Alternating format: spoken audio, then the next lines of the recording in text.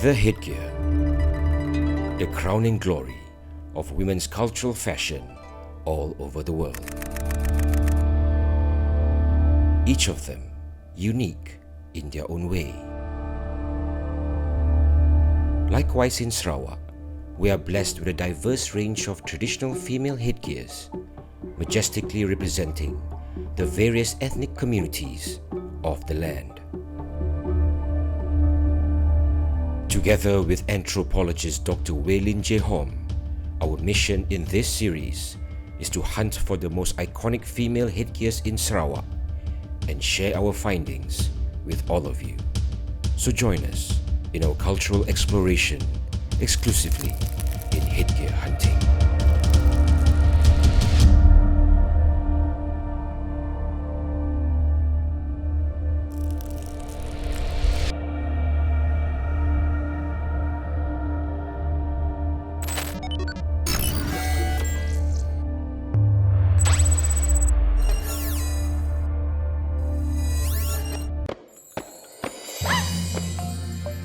Our hunt continues in Muka, the cultural heartland of the Melanau community. Located at the mouth of the Muka River, this small fishing town is widely known for its umai, a local delicacy made from raw fish that is easily found at the local market. It is here that we came across a mural depicting the majestic headgear of the Melanau woman. In order to discover more about it, we travelled to Kampung Telian Tengah to meet up with Mr. Tommy Black, the founder of Sapan Puloh Museum and the expert on all things Melanau. He has a vast collection of Melanau women headgears, but nothing quite comes close to the headgear that will be featured in this episode. That headgear in question is none other than the serbang.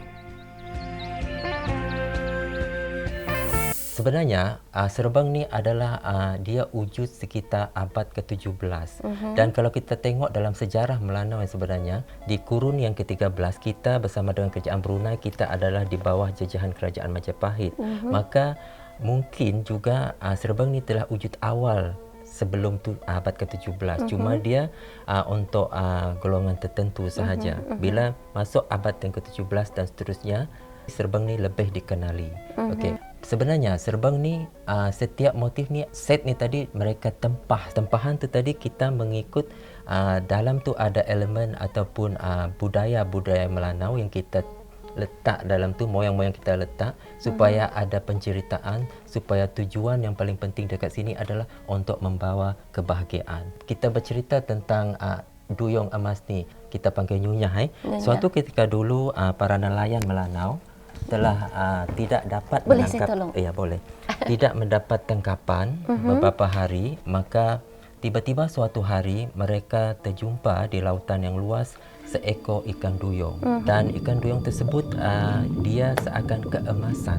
Maka duyung ni tadi ternampak para nelayan, maka dengan kilauan dia tadi keemasan, maka dia takut dengan para nelayan, maka ekor dia naik seakan-akan dia melibas ekor dia. Mereka tengok semua ikan mengerumi ikan duyung. Maka mereka mendapat mimpi supaya nelayan ni tadi membuat satu replika ikan duyung ni tadi, diletak di bawah kapal nelayan yang dikenali sebagai kapal badung. Bila mereka telah letak tadi dekat bawah tu, dekat hujung kapal tu tadi, istilah dia adalah untuk menjinak atau mengelang dalam bahasa Melanau. Replika ni tadi pengganti kepada duyung tu tadi. Untuk memanggil ikan. Untuk menjinakkan ikan. Maka dengan adanya replika ni tadi diletak di bawah kapal, para nelayan telah mendapat tangkapan yang banyak ketika itu. Maka dari situ jugalah moyang-moyang Melanau dulu mengambil satu daripada cerita tersebut, maka mereka merujuk balik kepada benda ni, mereka menempah, mereka mencerita kepada tukang buat ni tadi, macam inilah cara dia. So dia juga simbolik kepada kebahagiaan. Burung-burung ni tadi adalah simbolik kepada kebahagiaan bagi pengantin tersebut. Setakat ni dulu, lepas ni barulah kita akan tengok bagaimana satu persatu arti di sebalik serbang ni. Okay. Betul, sebab cerita dia sangat menarik. Ya, kita akan tengok selepas ni. Serbang is grand, at the same time it can be threatening. That's how I felt, yeah. But serbang also displays and carries luxurious representations. In a way, it has been created with the what Tommy Black called as Melanau gold. It basically established its own grandiose, magnificent and worth at any woman's head. You know, anyone who wears it can feel that. It also displays how the Melanau, especially the one in Kampung Telian, for example, try to conclude the whole worldview and cosmology of the Melanau community within that particular one headgear. And I do understand that. It has a kind of responsibility to carry the Melanau's culture and identity in an unspoken way, you know, but just in display. And that's the reason why it's all shiny and has been assembled from many different parts, because there are so many different parts that representing the life of the Melanau community, especially in Muka. The folklores about the mermaid, for example, and the wearer has to carry these two mermaids on the head. It's another story. And basically there's two different parts of the headgear that carries its own weight and own story, which is combined together to create that magnificent headgear. Is something that, you know, one should be proud of wearing it. Yeah.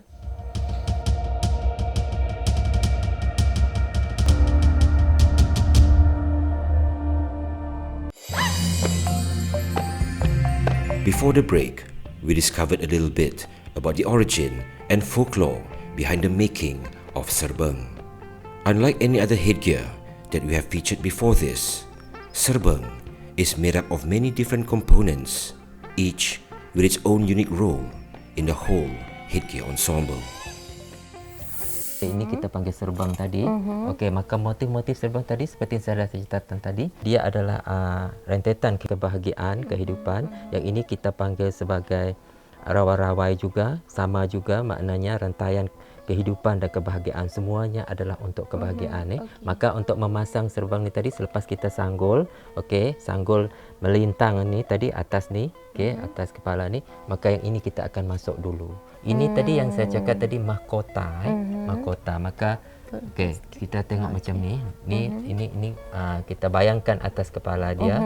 Okey, so yang ini mahkota. Maka seterusnya tadi, maka yang ini kita cakap tadi yang ini kita duyung, panggil ikan yang melibas duyung, tadi ya, tu. Yang melibas tadi. Yang ini, okey.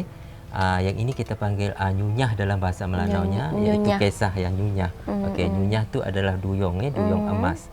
Dia akan dekat sini. Oh, dia dipakaikan satu persatu. Satu persatu. Oh. Ada tempat khas dia. Ada macam cangkuk ni. dia. Ada cangkuk dia. Maka tadi bila kisah dia sebab sedikit, bila duyung tu melibas ke kaki dia, maka dia takut tadi dengan nelayan, dia menyelam, maka muka dia narik di atas sini. ni. Okay. Walaupun kita tidak nampak muka dia dekat bawah tu, tapi di sini. muka dia timbul dekat sini. Okey, maka ini adalah mahkota dia. Maka mahkota ni tadi kita panggil mahkota nyunyah atau mahkota duyung emas. Okey, dan seterusnya kita akan sisip di tepi ni tadi. Okey, di tepi ni tadi, ini kita panggil bunga tajuk. Bunga tajuk. Bunga tajuk. Okey, kita akan sisip dekat sini. Okey, tajuk tu maksudnya apa? Tajuk tu tadi dia adalah bunga yang macam bergoyang. Bunga goyang. Dia bukan sembarangan, dia akan ada berburung ni tadi. Dia ni membawa kebahagiaan, okey, kerukunan dan semua yang baik-baiklah. Tapi boleh tak jelaskan proses menghasilkan serbang ni? Ya, ini adalah proses menghasilkan serbang ataupun penghasilan semula, kita buat semula. Okey. Makanya tadi sebelum tu saya nak perkenalkan ni sepupu saya Mike. Mike ya. Dia saya perturunkan untuk membuat ni sebagai pelapis untuk pembuat serbang. Okey, makanya tadi kita buat pertama kali kita buat lekaran atas kertas yang macam ni. Okey, lepas tu barulah kita potong ni mengikut ni. Okey. Lepas tu ada kepingan tembaga. Kepingan tembaga tu kita tidak boleh tembaga yang terlalu tebal sebab yang sederhana saja yang kita pakai. Ini saiz Tak arif sangat dengan saiz. Cuma bila saya pergi tempat jual ni, saya akan tengok apa tu macam mana tebal dia, ketebalan dia, kenipisan dia. And then macam ni Okey, pinjam dulu Mike. Ya, kita akan buat macam ni. Okey, pertama kali kita ni dah potong tadi, kita letak gam, lepas tu kita letak atas kepingan tembaga tadi. Barulah kita potong sekali lagi mengikut ni lakaran ni. Yang kita guna pakai tadi peralatan dia, kita boleh tengok dekat sini. Yang ni saya cuma pakai benda-benda yang terdapat dekat rumah. Okey, contohnya paku yang macam ni, kita boleh asahkan dia, kita buat seperti daun. Cuma kita fikirlah, kita tengok kreativiti kita sendiri. Semua paku ni. Biasanya yang tumpul adalah untuk kita membuat corak-corak dia. Kalau bukan yang tumpul, nanti dia kalau kita ketuk dia akan tembus dekat belakang. Bila dah siap ni, so kita akan buat satu kotak tu, lepas tu kita lekat dengan kain baldu sekali lagi. Maka dia mesti dua. Satu dekat belakang kain baldu dia, satu dekat depan ni, depan. So dia nampak timbul. Batu-batu ini adalah batu yang asli ataupun jasa prop? Bukan yang asli. Kita carilah batu permata yang asas sesuai. Itu yang paling penting ya. Maka kita letak dekat sini yang untuk mencantikkan lagi untuk mencantikkan lagi. Tommy, boleh tak saya cuba mengetuk sikit? Boleh. Sebab tertarik juga nak cubanya. Jangan sekadar hanya nak tengok kan. Kita nak cuba juga. Itulah. Macam ni. Boleh tak Mike? Pinjam sekejap ya. Okey. So yang ini alat dia ada tak nama dia dalam bahasa Melayu?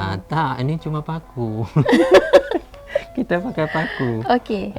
So saya cuba line saja sebab dia saya ketuk satu-satu. Tak yang ni. Ni. Mana? Ikut garisan tu. Okey. Just tergelincir. Itulah bukan senang. Tergelincir. Okey. Okey, cukup tak ketuk macam ni? Ketuk tu pun dia mesti ada teknik dia. Kalau dua, kalau tiga. Sebab kita nak lubang tu sama. Kalau jangan kita ketuk nanti ada yang ketuk 2, ada ketuk 4, ada ketuk 5. Maka saya ketuk 2. Maka lubang lubang tu nanti dia tak akan sama. It is not something that one can just learn out of a blue because it needs skill. I was trying to knock one of the holes and it does not go through up to the other side because there is supposed to be a consistency managed by the crafters in order to create a beautiful line of design on top of that bronze piece. And knowing that the story and the structure has to be truthful to what the serbang in the past represent makes it even more difficult because there is no references to the old one except the folklores and the stories that comes with it.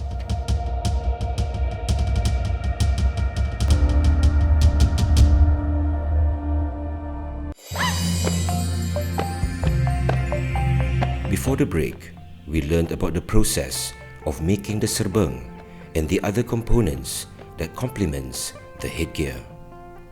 Now it's time to see it all put together and to be crowned on our doctor. Before that happens is the grueling pre-crowning process of hair, makeup and accessorizing. Usually, this pre-crowning process takes around 2 hours. Luckily, we had reinforcements to shorten the time. The transformation is almost complete. Now, we await the crowning of the serbang. it's the moment of truth. I'm fully dressed with the traditional attire Melanau. Now the last part is the crown of the headgear, serbang. So this is the first part of the serbang, which is tied behind my head. Tutup mata. Okay, I've been asked to close my eyes.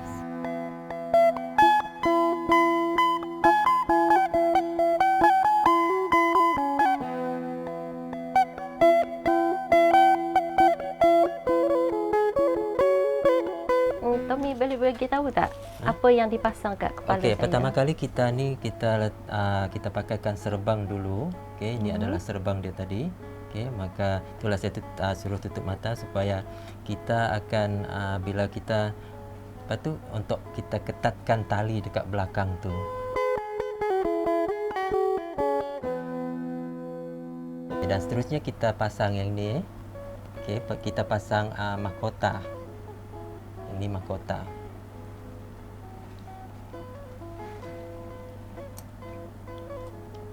Mahkota ni seperti yang saya dah cakap tadi, ni adalah mahkota yang dikenali sebagai mahkota nyunyah ataupun mahkota ikan duyung ni.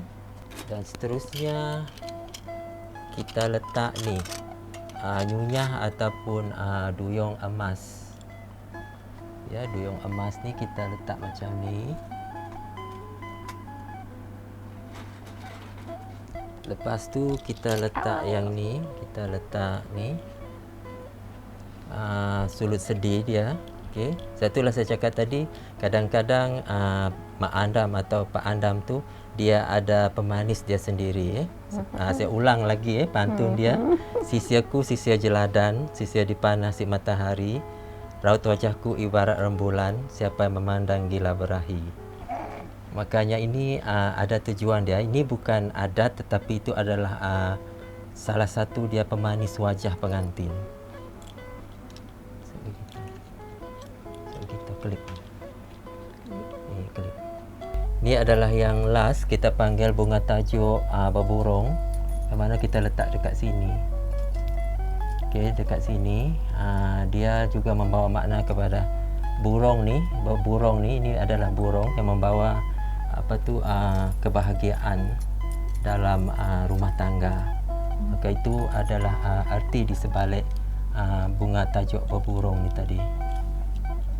Okey. Okey, itu adalah serbang bagi pengantin suku kaum Melanau. The attire itself, it feels grand because it's all shiny with all these like golden accessories, and it feels like I could become one of those characters like in Putri Gunung Ledang or Putri Santubong, you know, all those princesses from the mountain with all this mysterious looking headgear, very magnificent yet very threatening. That's how I felt.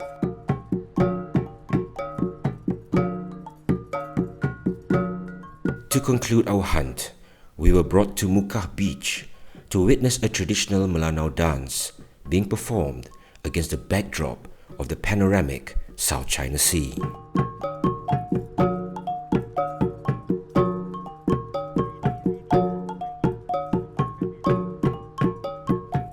The Melanau Alu-Alu dance is not usually performed on the beach, but Tommy insisted that our doctor feel the experience to truly appreciate the serbang.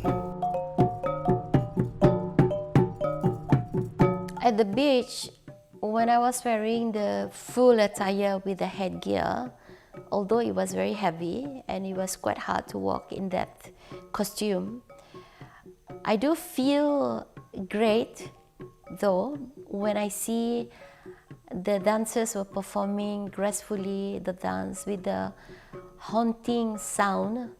It's almost daunting, you know, to see and to think about the past, how it would be performed, how it would be worn.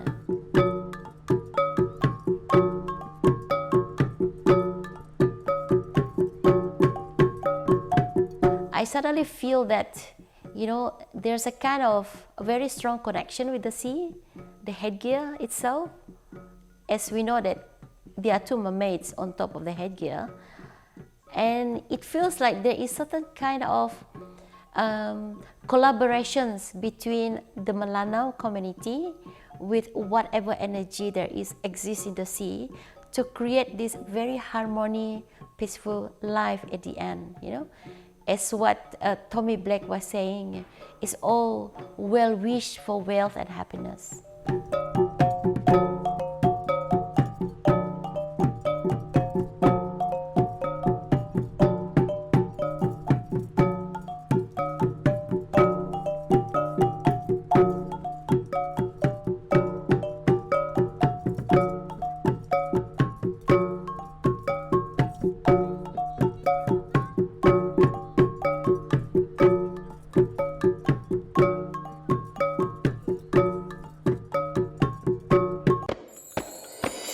The first impression I have when I saw the sitcom, I thought it was plain, but when I saw it was paired with a costume, it has brought it to another level. It's a complementary accessories, you know, and to make it as a full set of traditional attire for the Jatimiri.